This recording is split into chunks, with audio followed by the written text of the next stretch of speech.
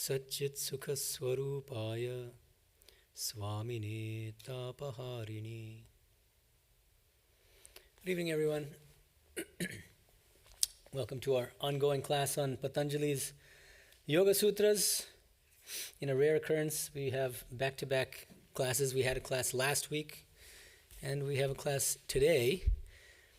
The assignment for today was to read Yoga Sutras 1.32 to 34, along with Bryant's commentary on the same, which is pages 121 to 131 of the text, Edwin Bryant's Patanjali's Yoga Sutras of Patañjali. Heads up for the next class, far in the future, Thursday, December 19th at 7:30 p.m.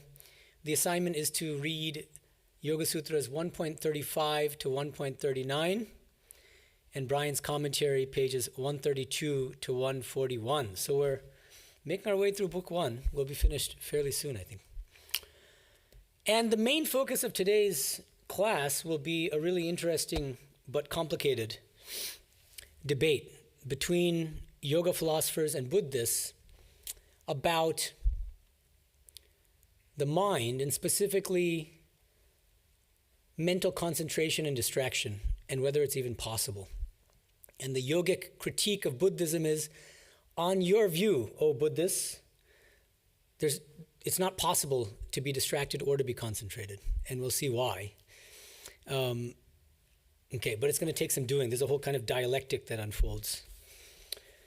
But before we get there, let's do it one by one. So let's start with 1.32.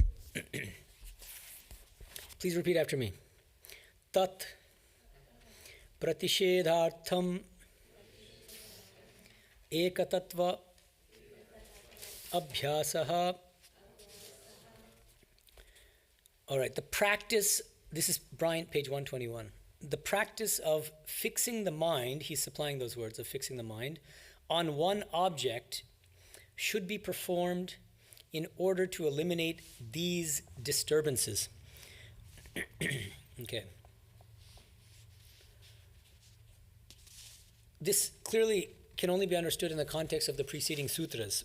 If you remember from last week, we just discussed in 1.30 and 1.31. 1.30 discusses many different kinds of disturbances to our meditation, including disease, idleness, doubt, carelessness, sloth, lack of vairagya, and so on.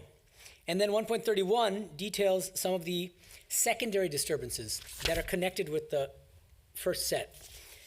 And so 1.32 follows directly from 1.30 and 1.31. How do you eliminate these distractions? By focusing your mind on one object. And Bryant suggests that the context also justifies that there's a particular object that one should concentrate on that is better than all the other objects. Can any of you guess which one that is? Exactly, Ishvara, because Ishvara was a subject of a number of different sutras before. And remember I told you 15 for the price of one last week? Exactly. You can eliminate all the disturbances, reach the highest goal of life just by focusing on God. So why wouldn't you focus on God? So this is what Bryant suggests. Let's look at the first paragraph of his commentary on 1.32. He says, Vyasa states that the disturbances mentioned in Sutra 1.30 are to be counteracted by the practice and dispassion mentioned in Sutra 1.12. Abhyasa and Vairagya are recommended way back, if you recall, when we were discussing 1.12. Abhyasa means practice, and Vairagya means dispassion or detachment. In fact, Vyasa considers this sutra to conclude Patanjali's discussion on practice, on abhyasa. Okay, this abhyasa is focused concentration on a single object. That's how he understands abhyasa from 1.12 as well. And then Bryant says, although in consonance with 1.39 is a famous sutra, it's famously liberal because the sutra says that you should feel free to concentrate on any object that helps you. So Patanjali is very liberal in this matter, almost unusually so. So that's 1.39. We'll get there later, but I'm just giving you a heads up. So although in consonance with 1.39, the one object, ekatattva, that's what ekatattva means in the sutra, one object, mentioned in the sutra as the support for the mind can be any object. It can be a flame, it can be God, it could be a laptop. The commentators take it to be Ishvara. thereby also concluding the section of the text relating to Ishvara. The traditional commentators he's thinking of, meaning Vyasa, Vachaspati Mishra, and others, they think that it follows logically that the best object to meditate on is Ishvara, even though if you just temperamentally are not suited to meditate on God, you can take your pick of a different object of meditation. Then Bryant says, this seems the correct reading, given that this sutra is a continuation of the theme stemming from 1.29, which states that from the repetition of Ishvara's sound designation, Om, comes freedom from these very obstacles. In other words, by fixing the mind on Om in a devotional mood, the obstacles to yoga are removed and the goal of the entire system is attained.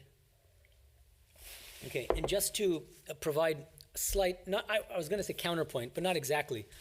Swami Vivekananda, in his Raja Yoga, he says, in his brief commentary on Sutra 1.32, he says, making the mind take the form of one object for some time will destroy these obstacles.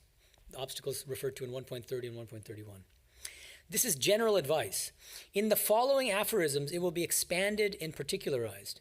As one practice cannot suit everyone, various methods will be advanced, and everyone, by actual experience, will find out that which helps him most. So, Swamiji, one thing that's striking here is that he's not suggesting that the best object of meditation is God.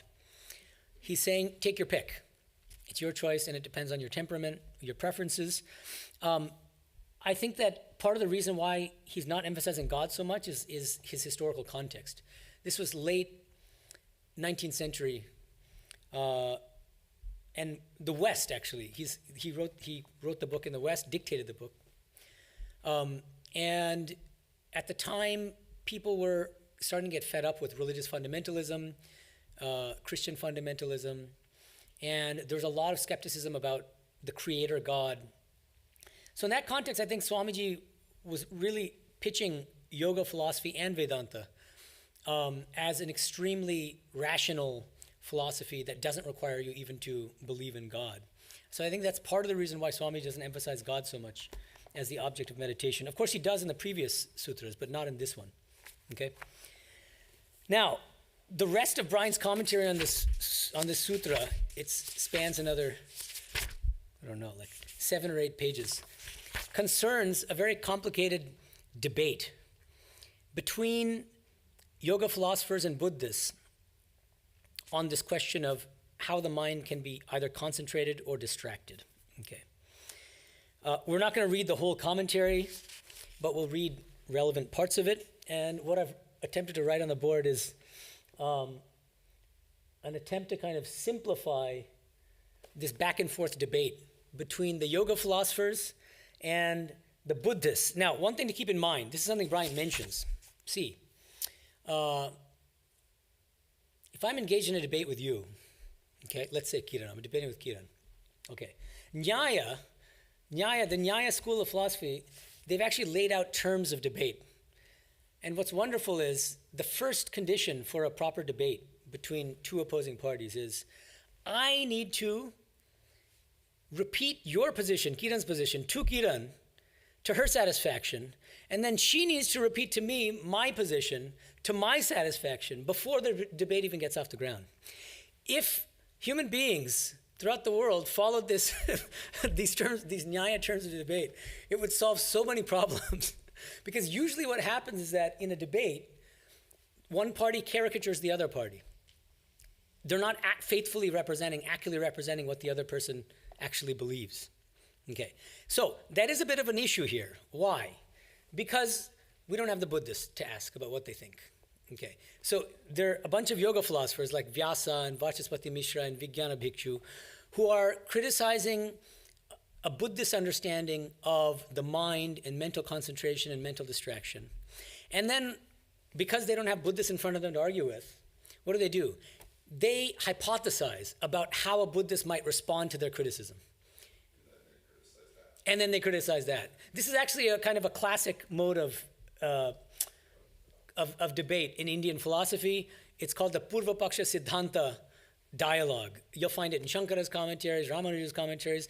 Purva Paksha is the view of the opponent. Okay? And then the Siddhanta is the correct view. It's my view, which is I'm going to prove this hypothetical opponent wrong. Okay? So this is how the structure of the debate unfolds. Okay, yoga, why are they picking on the Buddhists? One thing that Bryant also says is, look, the yoga philosophers are a peaceful group of philosophers. They don't like to get into debates too frequently with other schools. So why are they getting into a debate with the Buddhists? Why pick a fight with them on this issue? Because it's fundamental. It goes to the very heart of yoga philosophy. Even though there's a lot of overlap in some ways between Buddhist philosophy and yoga philosophy, no doubt.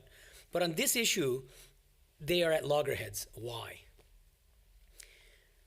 Because fundamental to yogic practice is the need to concentrate the mind on a single object, right? That's dhyana, ultimately culminating in sampragyata samadhi, ultimately moving into asampragyata samadhi, chitta vritti nirodha, elimination of all thoughts, and then you realize your true nature as the purusha separate from the body-mind complex, right? And now the Buddhists come along and they say, there's no such thing as an enduring mind. There's no such thing as an enduring entity called a mind, which persists from time 1 to time 2 to time 3 to time 4 to time 5. You might be thinking, well, that's crazy. But they have this doctrine, it's called Kshanikavada. Kshanika means momentary. So the doctrine of momentariness. What the Buddhists say is that a thought arises and then immediately passes away. Another thought arises, immediately passes away. Another thought arises, immediately passes away. But there's no enduring mental substrate at the basis of all of these thoughts. There's a related doctrine in Buddhism, which is called, in Pali, anatta.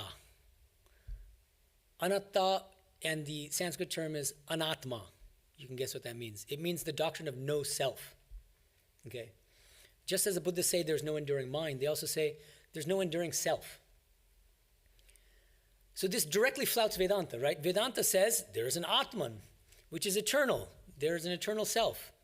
Whether you understand it as Jivatman or the yoga philosophers understand it as a Purusha, Advaita Vedanta as the non-dual self. But in any case, they all believe that there is an eternal, constant, enduring self across time. And the Buddhists flatly deny this. And they say that there are just these momentary thoughts, momentary conceptions of self that just arise and pass away, like this.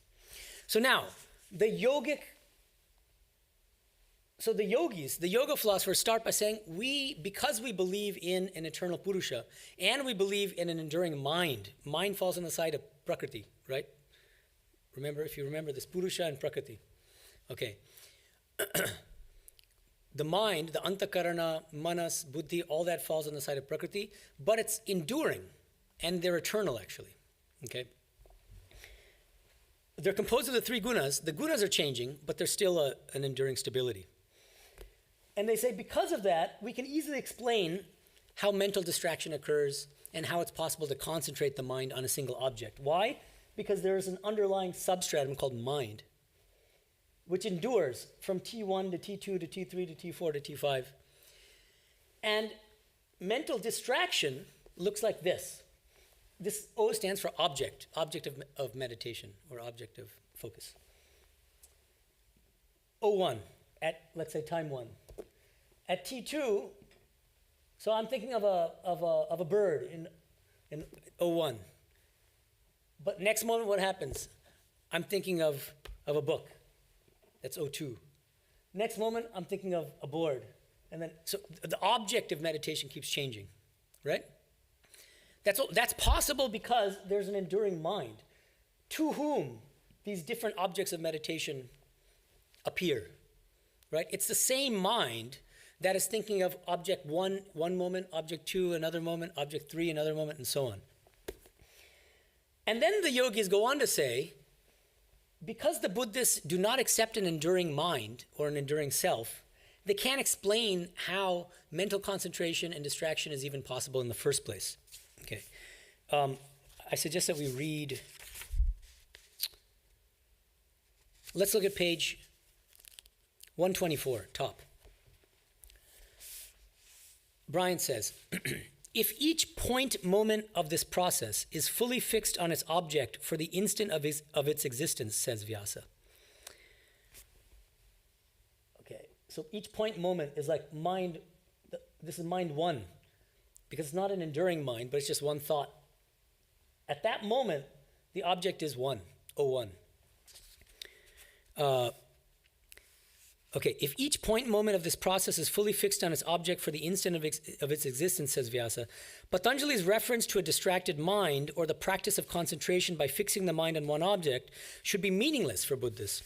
If there is no enduring underlying substratum of mind in the first place that can concentrate on an object 1 minute but be distracted the next, there can be no such thing as a distracted mind.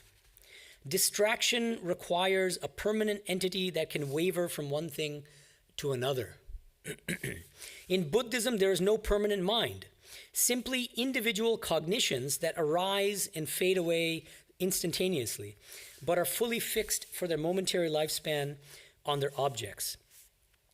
These cognitions do not take place within a fixed substratum called citta, as yogis hold. Okay, and then a little further down the page. In short, if each point moment of the mental flow is fully concentrated on its object during the brief instant it occurs, then why do the Buddhists promote concentration, posit the commentators? The very notion of concentration from the perspective of the yoga school presupposes an enduring entity that can either concentrate or be distracted, not a flow of cognitive moments that exhaust themselves as soon as they arise, as Buddhism holds. So actually, I think a slightly more accurate depiction of the Buddhist view would be this. Instead of M1, M2, I would say cognition 1, cognition 2, cognition 3, cognition 4. And here too, okay, we haven't gotten there yet, but I'll explain that in a second once we get to it. Okay. Cognition 1, oops. Okay, now, here's where the debate gets, as I said, a little bit hazy and problematic because they don't have Buddhists to talk to, so they're hypothesizing how a Buddhist might respond to this criticism. Here's how the yoga philosophers speculate that a Buddhist might reply to this criticism. Okay.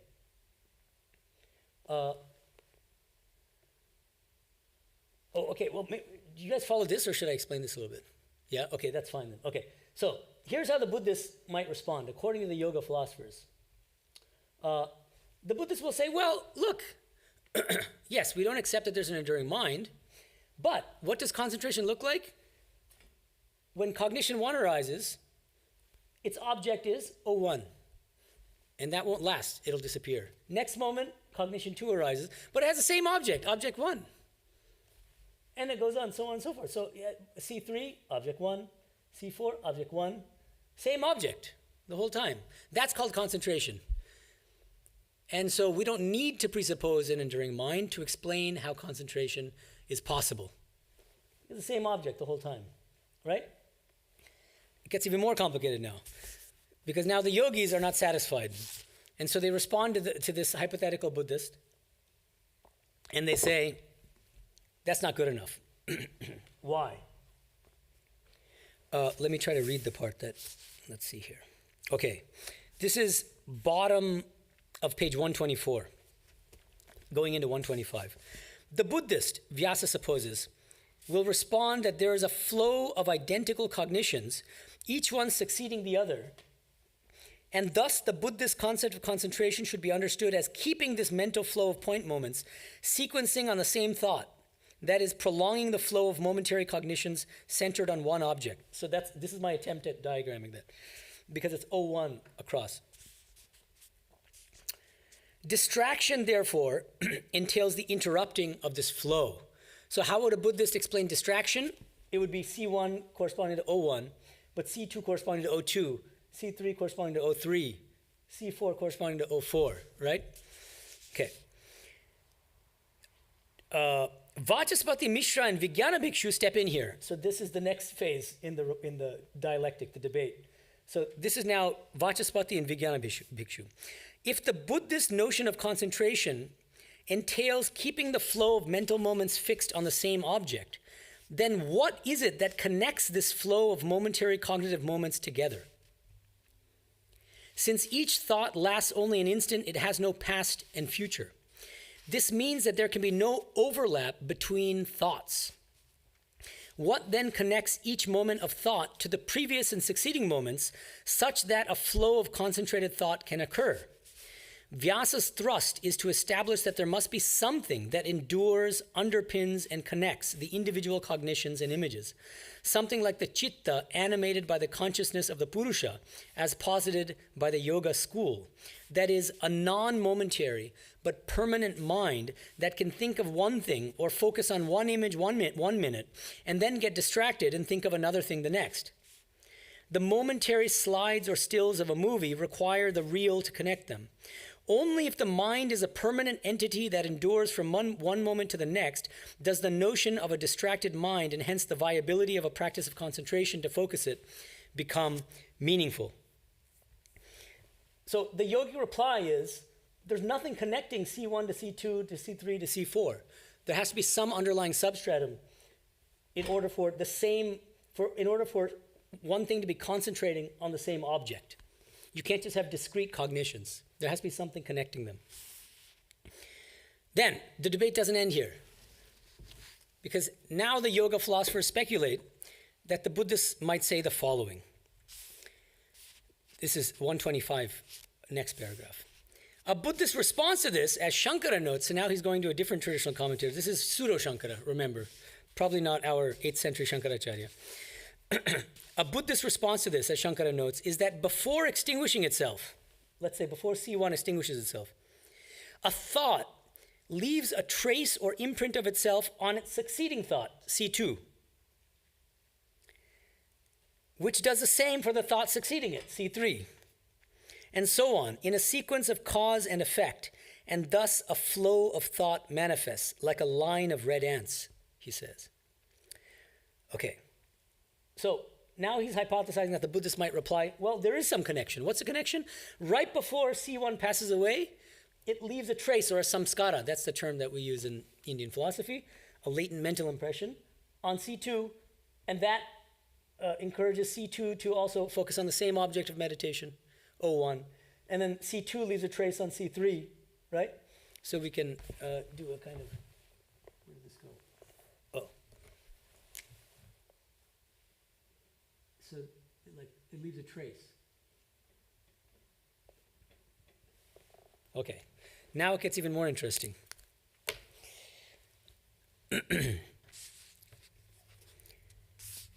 Shankara, a pseudo-Shankara, responds to this Buddhist answer as follows. Okay. The problem here, says Shankara, is that these thoughts are arising and perishing at different times. When one thought arises in the present as effect, its predecessor, causal thought, has already expired in the past. They are not overlapping. A thought would need to overlap with the previous thought in order to receive such an imprint or influence, and then overlap with the following thought to leave its trace on that, which in turn would have to undergo the same process. And this overlapping of the individual thoughts might then provide the continuity of thought that we all experience. But such a process would involve at least 2 moments or instances for each thought. A moment of overlap with the previous thought and a moment of overlap with the subsequent thought, with perhaps an intervening moment in its own right, which conflicts with the Buddhist premise of single momentariness.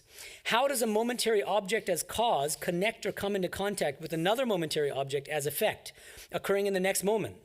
Since it itself endures only one moment, there is no room for overlap. In the absence of a substratum such as mind, as the yoga school posits, what is it that binds them together into a continuum? Okay, somewhat complicated, but the basic idea I think is simple. Remember what the hypothetical Buddhist says. Yeah, it's easy. Cognition 1 leaves a trace, before passing away, leaves a trace in C2. How does C1 leave a trace in C2 unless C2 exists? But the whole point of the Buddhist doctrine of momentariness is that C1 and C2 don't exist at the same time. C1 arises, passes away, and then you get C2 arising and passing away. And then you get C3 arising and passing away. Then you get C4 arising and passing away. But C1 and C2 never coexist at the same time. C2 and C3 never coexist at the same time. That's the whole point of momentariness. Each only exists for that moment. There's no overlap. If there's no overlap, C1 can't leave a trace on C2. And so there still isn't any connection. And so you still can't. The Buddhists still aren't able to explain the possibility of mental concentration or mental distraction, because they don't presuppose some kind of underlying mental substratum. Okay. And it goes on like this even more. And if you're interested, you can look at the further details. It's quite interesting. I think it's important to keep this in mind. On Sunday, I give a Sunday talk, What is Vijnana Vedanta? And one of the things I talked about is the danger of what I call lazy harmonizing. We should be careful not to just say that, the yoga teaches the same thing as the Buddhists, and the Buddhists basically say the same thing as Vedanta. One thing that Mahayoganandaji often mentions to me, because he's I think president of the Interfaith Council, and he goes to a lot of interfaith meetings. He says that when he meets Buddhists, representatives of Buddhism, the thing they hate most is when a Vedantin comes and says, we believe in the same thing. They really resent that. They don't appreciate it at all. Because they feel like you're not honoring their own self-understanding. Try to understand the uniqueness of their tradition on their own terms, instead of trying to just kind of assimilate all the different traditions to, Christians say the same thing as us, so do the Muslims, so do the Buddhists. Suman, can you give the mic to Suman?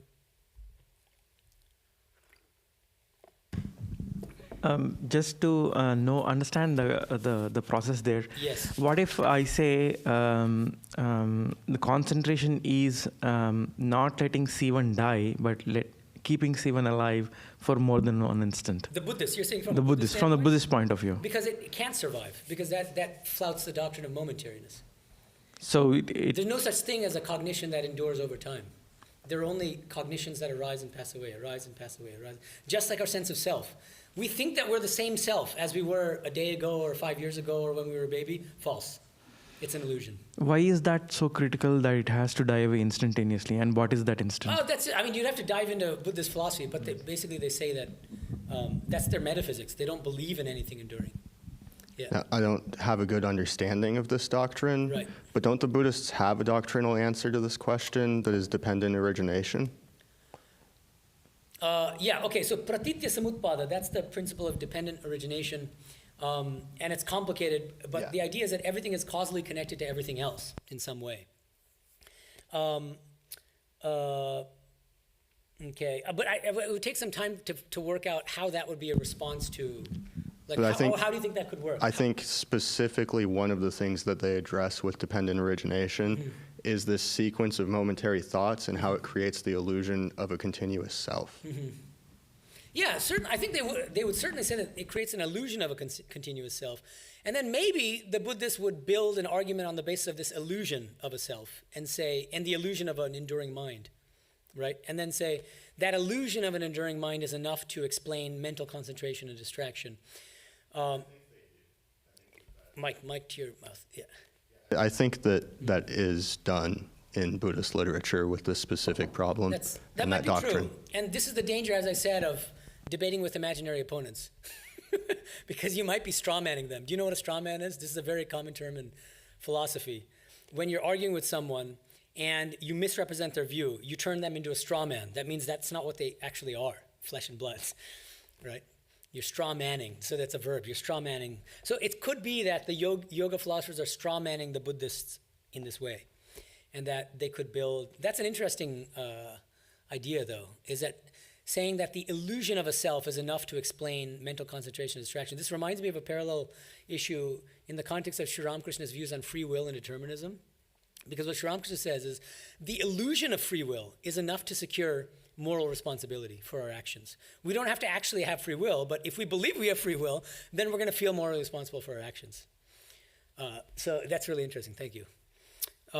Okay, back to lazy harmonizing.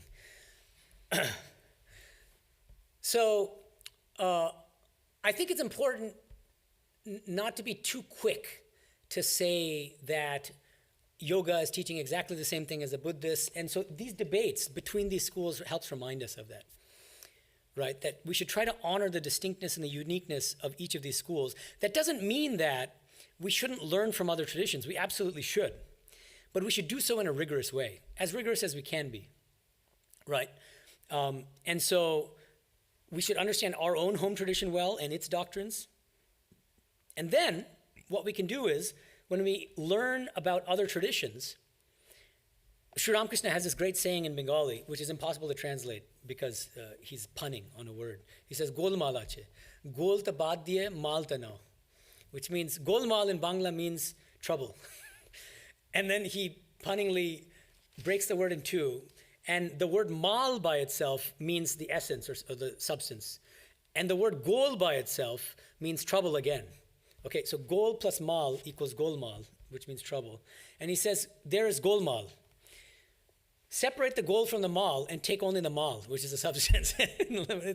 So likewise, we should do the same thing when we are confronted with other spiritual traditions. We can't just accept 100% of the doctrines of Islam and Christianity and Buddhism and yoga and Vedanta. It makes no sense. We can't do that. We have to be selective. Take what we find most beneficial, and we accept the philosophical doctrines that don't contradict the views in our own school. And we might find that, wait a minute, I like this philosophical view better in that tradition rather than mine. You can modify your views. That's also possible. But try to be rigorous about it. So try to avoid this lazy harmonizing. Okay. Let's move on to 1.33. Long sutra. Please repeat after me. I'll do my best to break it up. Maitri, Karuna, Mudita, Upekshanam. Typo. Anyone notice the typo? In the Devanagari, there's a missing akar. It says Upekshanam, but his English transliteration is Upekshanam, and I cross-checked it. It should be Upekshanam. Okay? So just add a line, a vertical line. Okay. Sukha dukkha, punya punya, vishayanam, bhavanatash,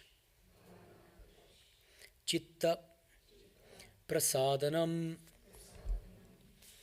All right, really interesting sutra. By cultivating an attitude of friendship toward those who are happy, compassion toward those in distress, joy toward those who are virtuous, and equanimity toward those who are non-virtuous, lucidity arises in the mind. Okay, what's the idea here behind the whole sutra? The idea is as follows. By engaging in this practice, and we're going to get to the details of the practice in a second, what happens? The mind becomes sattvic. And the more sattvic the mind becomes, the more lucid, the more clarity the mind has. And it's only when we have a sattvic lucidity in the mind that we can concentrate on a single object. So this goes back to the previous sutras, right? How do we concentrate? We need to make the mind sattvic. One of the best practices for cultivating sattva in the mind is the following technique. And what is this technique? Okay, first thing to note, interestingly, after this huge complicated debate with the Buddhists in the previous sutra about whether the Buddhist conception of mind can explain mental distraction and mental concentration, here, even the yoga philosophers admit that the four virtues that we're encouraged to cultivate in 1.33, friendship, compassion, joy, and equanimity, are verbatim the same in Buddhism.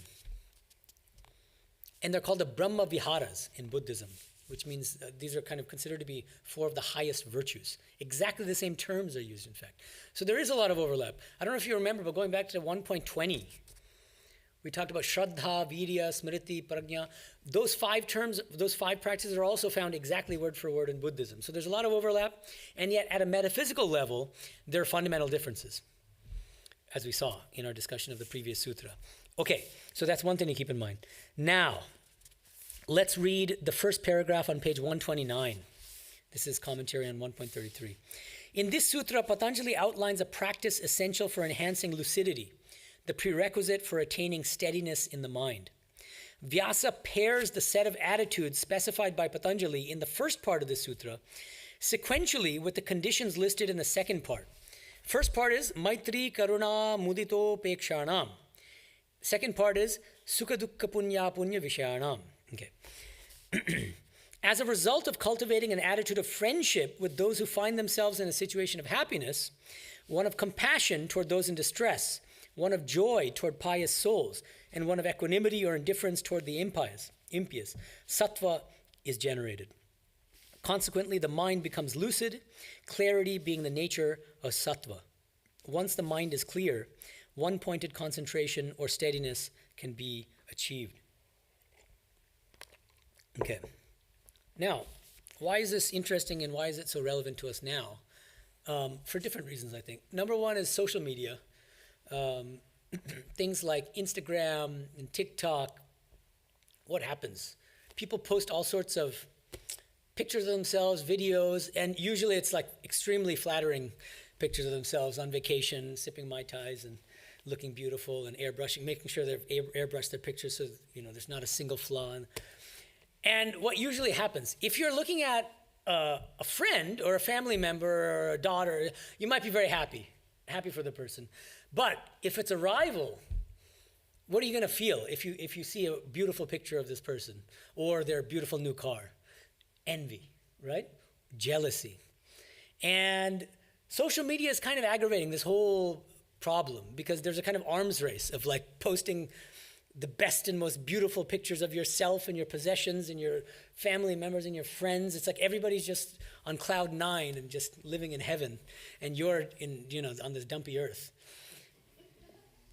And the other aspect of this that I think has a lot of contemporary relevance is our current political situation, at least in the U.S., with extreme polarization on both sides. And this reminded me of when there were 2 assassination attempts on Donald Trump, right, in the past few months.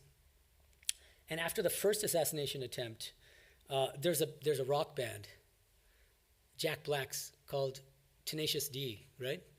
And one of the band members from Tenacious D made a little joke. He said, I wish he didn't miss. Does anyone remember this whole controversy? He said this on Twitter because he's a liberal and he's jokingly saying that, oh man, it would be better if Trump were assassinated. And many people now are like, oh, well, if that... But this is exactly what we shouldn't be doing. You see, even if we hate the person, can we then still be happy for the person if that person is happy? You see, that's the test. It's very difficult. It's easy to be happy and friendly towards somebody that we love, and extraordinarily difficult to feel the same way about somebody that we hate. But that's the difficulty, that's the challenge, right? And so that's what Vachaspati Mishra talks about, actually. So this is in the middle of page 129. Vachaspati Mishra elaborates on this. By being a well-wisher toward those who are happy, as well as those who are virtuous, the contamination of envy is removed. Let's read this first, and then the next paragraph with Hariharananda Āraṇya actually addresses what I just said. But let's work with this first. Okay, so Vachaspati.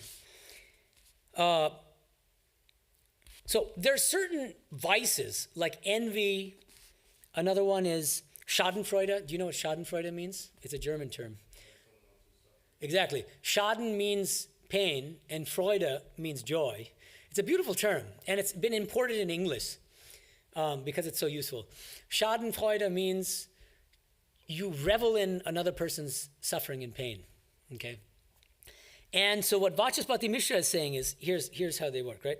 So by being a well-wisher toward those who are happy and those who are virtuous, those who have punya, and those who have sukha, the contamination of envy is removed. Then you don't feel envy anymore, right? Whereas many people, when they see another person happy, they become envious, right? And envy comes from rajas. And if you eliminate envy, you become more sattvic. That's the logic. Likewise, by compassion toward those who are miserable, That is, by wishing to remove someone's miseries as if they were one's own, the contamination of the desire to inflict harm on others is removed. Okay? So if you see somebody in distress and you feel compassion toward that person, even if that person is somebody you don't like, or even if you hate that person, if even then you can still practice compassion toward that person, then you remove this Schadenfreude, this feeling that, that person had it coming. And then, by equanimity toward the impious, so people who are not good in your own eyes, somebody who's doing bad things, if you refrain from judging them, if you can remain equanimous, that's the adjective form of equanimity, and just let them be without judging them, what happens? The contamination of intolerance is removed. Okay. By thus removing these traits of envy, desire to inflict harm, and intolerance, which are characteristics of rajas and tamas, the sattva natural to the mind can manifest. In the ensuing state of lucidity, the inclination toward controlling the vrittis, in other words, toward cultivating a focused state of mind by the practice of yoga, spontaneously arises because the inclination for enlightenment is natural to the pure sattvic mind. Okay? And then we get to Hariharananda Āraṇya. This is, by the way, if any of you are interested, an English translation of Hariharananda Āraṇya's commentary on the Yoga Sutras can be found in this book, the Yoga Philosophy of Patanjali. But Bryant usefully sometimes mentions Hariharananda's commentary. So now, Hariharananda suggests that envy generally arises when we encounter people whom we do not care about experiencing happiness. See, what's he saying? This is what I was talking about earlier, which is that if we love somebody, then of course we're happy when they're happy, right? And we're happy for them. But if we don't care for that person, it could just be a random person, or it could be somebody we hate, and that person is happy, we're not going to be friendly toward that person. We're going to be envious, right? Or at least that's human nature. Even a pious person can invoke our jealousy, and we take cruel delight when we find an enemy in misery. And then Hariharananda says, one should rather try to practice projecting the happiness we feel when our friend is happy or virtuous onto an enemy who is happy. He continues, and the compassion we feel for our friends when they are unhappy should be cultivated for our enemies. Are you following the logic here? The same kind of friendliness we feel toward our loved ones who are happy, we should feel that same kind of friendliness even toward people that we dislike or that we're indifferent toward, and so on. And those people toward whom we feel compassion when they're in suffering, again, like a mother will naturally feel compassion toward her suffering child or if another suffering loved one. Can you feel that same compassion for somebody in suffering who might even be your enemy? Right? That's the challenge. This is not at all easy. But that's the challenge in spiritual life. By these practices of equanimity, the mind can become lucid and fixed in the goal of yoga. And then, I think Bryant makes a really nice point to conclude his commentary on 1.33. This is about the top of page 130, last paragraph of his commentary. This sutra prescribes a kind of mindfulness or mental cultivation off the mat, so to speak. That is, in day-to-day affairs outside of the context of citta, vritti, nirodha type meditation. Cultivating the higher qualities of sattva is a continuous and constant requirement of the yogic path and spills over into all aspects of life's affairs and social interactions. It speaks to the fact that yoga need not be perceived as a world-renouncing tradition, but is perfectly compatible with engaged and benevolent social action in the world. This is a really nice point, I think, because this is also true in Vedanta. We sometimes think that spiritual life is confined to our meditation room. That's what he means by off the mat and on the mat, right? But what are we doing when we leave the meditation room? That's a very, very important question to ask. And Vedanta, in Vedantic terms, and in fact, yoga would be happy to use the same kinds of terms, like in Bhagavad Gita. Chapter 17, chapter 18, chapter 14 is all about the three gunas. And again, Krishna is saying, Be sattvic, be sattvic, be sattvic, cultivate sattva, cultivate. And it classifies many different kinds of behavior, many different kinds of activities on the basis of these three gunas. There's a rajasic way of giving in charity. There's a more sattvic way of giving in charity, right? And then you can even apply it to contemporary times and say, there's rajasic music that you can listen to. There's very sattvic music you can listen to. There are rajasic movies you can watch. There are also sattvic movies you can watch, and you can take your pick of different. You can imagine which ones calm the mind, which ones gratify the ego, for instance. And so spiritual life is about trying to be as sattvic as possible in every moment of life, actually. How do you make your relationships with other people as sattvic as possible? That's also very important. A very rajasic relationship with your spouse will be one with high drama, lots of emotional highs and lows, shouting, and you love them one moment, you hate them the next moment. Some people like that, and the pain body loves that kind of stuff. I'm using Eckhart Tolle's phrase here. A more sattvic relationship is one that's more even keel. And this reminds me also of something C.S. Lewis says. I was gifted this book called Four Loves by C.S. Lewis long back when I was at Oxford University. There was a Christian friend of mine who gave me this book. And C.S. Lewis there contrasts erotic love with the love of friendship with two metaphors. He says, in erotic love, the two people are face to face. It's like they forget the whole world. This is also like Trevor Hall's song, Dopamine, by the way. You can look it up. It's interesting. Because the whole music video is just the two lovers, just like the whole world is just the two lovers facing each other. It's like the whole world, the rest of the world doesn't exist for them. So it's this face-to-face, suffocating kind of love, just between these two. And then C.S. Lewis says, the love of friendship is when you're walking side by side with that person. It's a beautiful metaphor. You're walking side by side. Maybe you're holding hands, but still side by side, right? You support each other, but it's not suffocating, it's not solipsistic, it's not navel-gazing in that way, right? I just went on a long tangent. Now I'm trying to get back to where I was. Where in the world did I start? What was I talking about? Oh yeah, thank you. The gunas and all that. Yeah, okay. So this is one of those sutras, Bryant suggests, 1.33, that suggests these off-the-mat practices that you can cultivate while you're watching Instagram. Do you watch Instagram? I don't even know. I barely use social media. What do you do on Instagram? Scroll or look at Instagram. Yeah, okay. So your day-to-day behavior in your interactions with your coworkers, with your friends, with your spouse, with your kids, and so on and so forth, you can still be, you can and should still be a spiritual aspirant and have the attitude of a spiritual aspirant. Trying to make your relationships, trying to make your behavior as sattvic as possible. That's what this sutra suggests, I think. Okay? So it's something we can apply to our daily lives really well. Now, last sutra for today, 1.34. Please repeat after me. Prachardana vidharanabhyam va pranasya. Translation.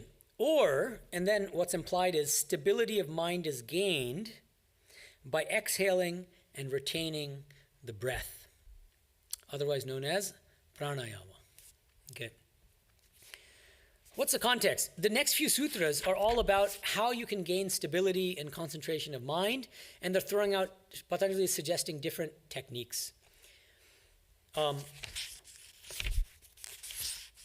One of them is concentration on God. As we know, the previous sutras were talking about that at length, which is the best, according to the traditional commentators and Bryant. But they say, if that doesn't suit you temperamentally, try pranayama. Maybe that'll work for you. Let's see. 131. First full paragraph. Exhalation, prachardana, says Vyasa, is the expulsion of the stomach air through the nostrils by means of special techniques, and retention, vidharana, is the restraint of the breath. When you hold the breath, that's called kumbhaka in pranayama. These special techniques, elaborates Vachaspati Mishra, involve slowing the exhalation and lengthening the retention of the breath within the body, according to the text delineating such matters. Obviously, point out the commentators, inhalation is not specified in the sutra because it occurs naturally. retention can only follow inhalation. So just because inhalation is not mentioned in the sutra doesn't mean you shouldn't inhale. Otherwise we'll die. Okay. Thus, all three aspects of breath control involved in pranayama are intended. Rechaka, exhalation, puraka, inhalation, and kumbhaka, where you retain the breath. Vijnana Bhikshu holds that since Sutra 2.29 situates pranayama, breath control, as the fourth in a series of the 8 limbs of yoga, its separate mention in the sutra as a prop for gaining control of the mind, a feature of the higher limbs of yoga, is for the advanced practitioner. I'm a little confused by this sentence. Can anyone help me here? I can't tell what... I'm wondering whether I'm missing something obvious or whether Bryant's English is confusing here. I think what's clear is Vijnana Bhikshu points out that the pranayama recommended in 1.34 is also the fourth limb in the Ashtanga Yoga that comes up in the next book of the Yoga Sutras. But what Bryant means when he says the separate mention of pranayama in 1.34 is for the advanced practitioner, any sense of what he might mean by this? Mike? I think he's just saying because it's the same practice mentioned earlier, but because it's separately mentioned here, the entire practice is for the advanced practitioner. Like the practice of pranayama across the board, not just this mention. Pranayama itself is an advanced technique. Yes, I think that's what he means. That's what he's suggesting. Okay, do you agree that the sentence is confusingly worded? Okay, thank you. Right, okay, so pranayama is an advanced technique. Swamiji will often warn against it, saying that it's dangerous to practice pranayama unless you're practicing strict celibacy, brahmacharya, and you're being guided by a guru. And Swami Vivekananda has a long commentary on this verse. We're not going to read the whole thing, but he has some very insightful things to say about pranayama. First of all, there's a common assumption that when we're told, the word pranasya is used in the sutra 1.34. And you notice how Bryant translates prana as breath, right? Swamiji has a more subtle and nuanced understanding. Let me read you Swami Vivekananda. He says, if any of you have this edition, but of course there are many different editions of Raja Yoga, but my edition is 151. He says, first, you must remember that this prana is not the breath, but that which causes the motion of the breath, that which is the vitality of the breath, is the prana. And elsewhere he defines prana as energy. It's an underlying energy that manifests as breath. So if you're able to control the breath, you can then indirectly control the prana. And then you end up with pranayama. You end up controlling the prana. And then Swamiji, it's really quite interesting because Kundalini Yoga, this is not something you find in Patanjali's system. Patanjali doesn't talk about Kundalini Yoga. But Swamiji brings it in when he finds it illuminating. Okay? And so he brings it in this context, just the next paragraph. He says, now these yogis consider that there are 3 main currents of this prana in the human body. And he says actually these later yogis. So he recognizes that this is not found in Vyasa and these other things. Okay, what do these later yogis find? 3 main currents of prana in the human body. One they call Ida, another Pingala, and the third Sushumna. Pingala, according to them, is on the right side of the spinal column, and the Ida on the left. And in the middle of the spinal column is the Sushumna, an empty channel. Ida and Pingala, according to them, are the currents working in every man. And through these currents, we are performing all the functions of life. Sushumna is present in all as a possibility, but it works only in the yogi. Okay, so what is Swamiji saying? He's saying that by controlling the physical breath through pranayama, we are able to control the prana. By controlling the prana, we are able to activate the Sushumna Nadi, which is kind of dormant in us. It's not yet activated. Okay? And through that, we awaken the Kundalini, and then we can attain higher states of consciousness. That's the basic idea. This you don't find in Patanjali, but Swamiji is bringing it in to illuminate this practice of pranayama in yoga philosophy. Riyadh has a question in the back there. Can you send the mic over? Just for clarification, is this prana the energy they use to control the lung when you're inhaling instead of the breath. Control the lung, is that what you said? Yeah, like when you're taking a breath and it starts to expand, is that the prana? Like when your mind is sending through the nerve center to right.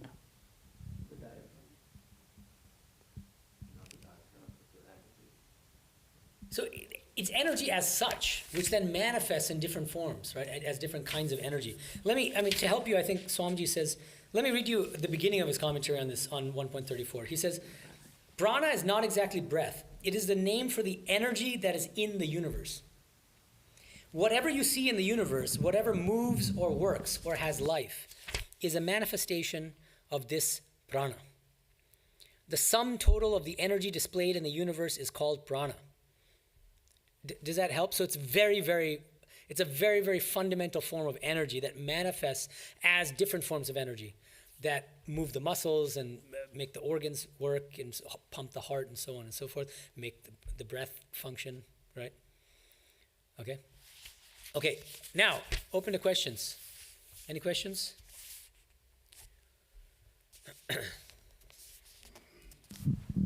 Yeah. So if you don't have any enemies per se, but you feel like there is a difference there's a range between if something good happens to someone that you love, like say your mother versus a stranger, there's still that difference. Mm-hmm. Is it not so much about trying to pull the love down on one side, but bring whatever is lesser up to more? And is that different for a renunciant? I see. So I think what you're asking is, in the case of like a householder, it seems almost kind of impossible to exercise or to feel the same kind of happiness for the joy of somebody that we despise as for somebody that we love. But maybe it's a matter of degree, and if we can just work on maybe feeling... Well, I don't despise anybody, but I want to love everybody the same amount. Right. But I wouldn't bring a love that's higher down. I would just bring the lesser love up. I'm not sure what you mean by that exactly. Like, try to love the stranger on the street the same way that I would love my mother. Well, that's great if you're able to do that. But that's a pretty high achievement. But not like try to love my mother less, in a way. Oh, yeah, no. Okay, that's what I'm trying to say. No, we should not be, love your mother like we love a random dude on the street, yeah. No, yeah. No. But that attached feeling, right. Do you work with that? Now, when you're asking about the renunciate and all that, here's how, I talk about this a lot, but I think I milk it because I think it's useful. Sri Ramakrishna contrasts Maya and Daya. And Maya is I love my spouse or my pet or my car because it's mine. It's me and mine. Love for me and mine. It's based on selfish attachment. And Daya, compassion, is equal love for everybody because you see the same God in everyone. So that's the ideal. It's a very high ideal. But yes, even it's very difficult. It's very difficult. Yeah, of course it's very difficult. Yeah, it's very difficult, but something that's worth striving toward. Turiyananji's mother, this is just something I remember in his biography, that when he was growing up, his mother would not show any partiality toward her own kids. She would love the other kids in the neighborhood just as much as she loved her own kids and feed them in the same way. And it was quite remarkable, actually. Other questions? Yes, Narayana. So I was thinking about the Buddhists on the board here. The debate, yeah. The debate. So imagined debate, yeah. Yeah. So I was wondering how would the Buddha have looked at all this? I mean, does the Buddha say that the thoughts are individual, momentary, and then they fade away, and then the next? Yeah. So that's what I'm wondering is Right. Is this from the Buddha himself, or is this just No, it's a great people question. thinking So here's about the it thing, afterwards? right? The thing is, Buddha came and went. He was momentary too. His own life was momentary. And yeah. So now, we have a collection of what we think are his teachings. And it's called the Tipitaka, the 3 baskets in Pali. And all the different schools of Buddhism that developed after he left his body take this to be, the Tipitaka to be the foundational scripture. But, as with all scriptures, the same scripture can be interpreted in different ways. And so the different schools of Buddhism interpret that same scripture in different ways. So Nagarjuna has a field day with it and says that Buddha taught the doctrine of shunya. Everything is shunya, it's void or devoid of essence. And the Yogacara Buddhists say that the Buddha taught that everything is a dream. And so they each have their own. And then there are realist schools of Buddhism which say, no, it's not a dream. It's real, but it's momentary. And so they all claim the Buddha's teachings as supporting their particular school. And I should mention something that Shankara says in his Brahma Sutra Bhashya when he talks about the Buddhists. He says Buddha was either crazy or malicious, because within decades, different schools formed, which are directly conflicting with each other after he left his body. And so either his teachings are incoherent, and so then he left a jumble of teachings, and then different schools emerged on the basis of different teachings of his, or he was deliberately trying to deceive the humanity by giving these different kinds of teachings and then resulting in these different schools. And so Shankara is kind of poking fun at the Buddha for having led to all these different sects. But the fact of the matter is that every single religion in the world has ultimately divided into sects. And Swami Vivekananda adds an interesting twist to this whole thing, saying it's a wonderful thing that each religion splits into sects. Because then what happens? The more sects there are, the more likely it is that you'll find one that suits you perfectly. And then he says the ideal then is that every human being in this world will have his or her own sect, literally. And that sect is that custom-made religion just for Suman or just for Kiran or just, it's a wonderful thing. Yeah. A little further then, is this? Oh, yeah. Is this up here, is that one particular sect and then it conflicts with other particular sects, or do they all sort of agree with this? So the thing is, Kshanikavada is actually held across different Buddhist schools, because none of the Buddhist schools accept an enduring self. I don't know if you read the commentary on this, but Bryant is a little cagey about one particular school, the Yogacara school, because they have this concept called the Alaya Vijnana, which has sometimes been interpreted as a kind of enduring mental substratum of some sort. So that's one school of Buddhism where you could say it has some concept of something like an enduring mind. But all the other schools of Buddhism subscribe to this no-self doctrine. There's no stable, enduring mind or any kind of self. That's pretty much common across the different Buddhist traditions, okay? Other questions? Yeah, Katyayana has another question. Anything online? No. Okay. Yeah, so first Katyayana and then... So what is the clear light of the void? And is that not something, because the Buddhists call it, there is that ultimate reality, right? The clear light of the void? Yeah, from who says that? I don't know. I feel like I've heard it somewhere. And isn't that what the Enlightenment is? There's something. Huh? What? Yeah, that's what I'm asking, because I have no idea. But is it that longevity thing, that's always there, always present in every moment? Or they believe that absolutely nothing is fleeting in this, everything is fleeting in this universe, and this universe is doesn't have ultimate reality, so nothing has ultimate reality, or is there an ultimate reality? Believe in an ultimate reality. That's actually itself a difficult question to answer from a Buddhist standpoint. Nagarjuna, for instance, is a pretty radical thinker, this Mahayana Buddhist. And he seemed to suggest that the very belief in an ultimate reality is a bondage in a certain sense, and it keeps you mired in samsara. At the same time, there's a lot of debate there's still active debate about whether the Buddha believed in some kind of ultimate reality. And there are passages in the Tipitaka where Buddha does say things like, you can only have the condition, like you were talking about pratitya samutpada, that everything is conditioned by everything else in a causal network, if there is something that is unconditioned. You cannot think of the condition without there being something unconditioned. And so people who are kind of Vedantic leaning will point to these kinds of passages in Buddha's teachings and say, see, so actually he's not saying anything that different from what we Vedantins are claiming. We believe in an Atman, and he's also saying that there's an unconditioned that you realize in nirvana, in the state of nirvana. But even that can be interpreted in different ways. But there is some evidence from Buddha's teachings that he did believe in some kind of ineffable ultimate reality that you can attain through spiritual practice. But as I said, there are some radical Buddhist thinkers who say that even the belief in an ultimate reality is itself a bondage. Okay, Riyadh in the back. You mentioned the mind is prakriti. Is what holds the different points on the diagram together? Is that the witness conscious? You're talking about the yogic The yogic standpoint, yes. No. It's just the ordinary. It's like manas or chitta. You think about it as. So the mind is different components in yoga philosophy and in Vedanta. There's manas, chitta, ahankara, the I sense, buddhi, the intellect. And so that whole thing taken together, you can consider mind. That's what I mean by mind here. But all of it falls on the side of insentient prakriti, nature.